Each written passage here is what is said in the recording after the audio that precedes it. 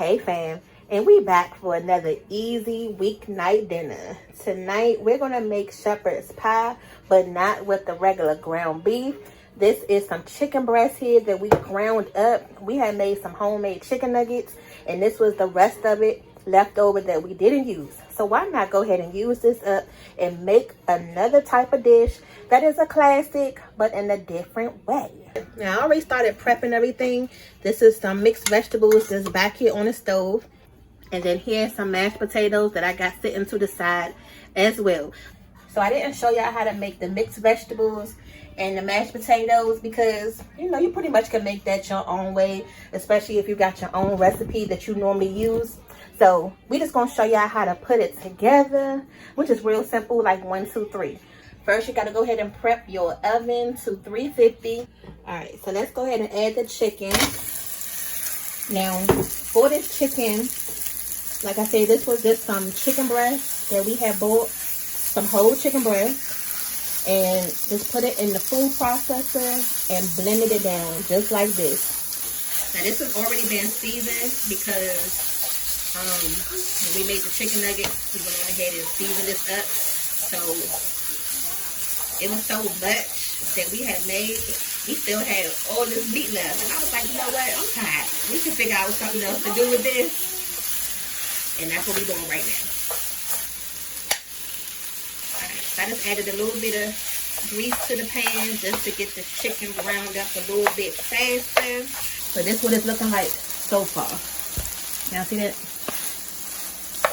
And just keep breaking it down. And it's already seasoned, so I didn't season it with anything else.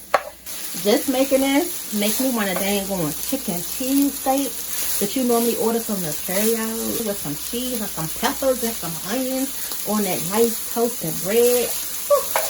How that sound, y'all? All right, y'all. So this is looking good. I got this chicken broken down, you know, as good as I can get. My dang on hand hurt. Now, the only thing with doing this, if you got arthritis or like the carpal tunnel and you make your chicken fresh, ground in the food processor, and then you know, do it this way, you're going to have to chop it down a lot until it gets to look like this. And, you know, for a person that got arthritis or carpal tunnel, your hand going to get tired.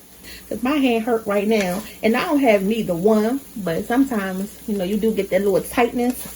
So if you want to skip doing it this way, just get you the ground chicken that already come grounded in a stove, and you can do the same method. All right, so let's go ahead and put this together so we can put it in the oven. Now the next question is, what you gonna put your shepherd's pie into? This will be the ideal dish because it's glass and it's see-through. So once it come out the oven, you can see all the little layers inside, and you can, you know, to see it come together. But because I know that I have a lot of meat and potatoes and a big family, I'm gonna just go ahead and put it in this. So for this one, I'm gonna have to choose the practicality with the prettiness because it's not that big. So you choose whichever dish you want to put it into. Okay. So I put some of that cream cheese inside of the potatoes. So that's what that was for. So once you get your dish right here, you're gonna go ahead and put your meat into first. And just make a nice little layer.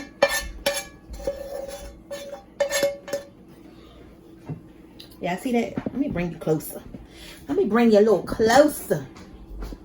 All right, and just make sure you smooth it out. Make sure everything is nice and even. And then we're gonna go in with the potatoes. No, so then you're just gonna go in with your vegetables. Just make it look nice and even. And this was 1 pack of those frozen mixed vegetables. The ones that you can steam either in the microwave or on the stove. But I just still like to cook them on the stove. But you can do it however you want to. And just make sure everything looks nice and even. So that way when you know, take a bite, you got a little bit of everything. Now the last part is your potatoes. Just gonna go ahead and drizzle it right on top. Don't this look good already? This is not one of those dinners that's gonna take a long time where you're gonna be in the kitchen for hours. This is something real quick and simple and delicious. Okay, And just like anything else, just go ahead and smooth it out. Now we still not done. Gonna add one more thing, but this next thing is optional. All right, if you just want to go ahead and leave it just like this, go ahead and put it in the oven covered with some foil for about 20-30 minutes until it get nice and bubbly. But if you want to be extra just like us and take it to the next level, we're gonna add some cheese.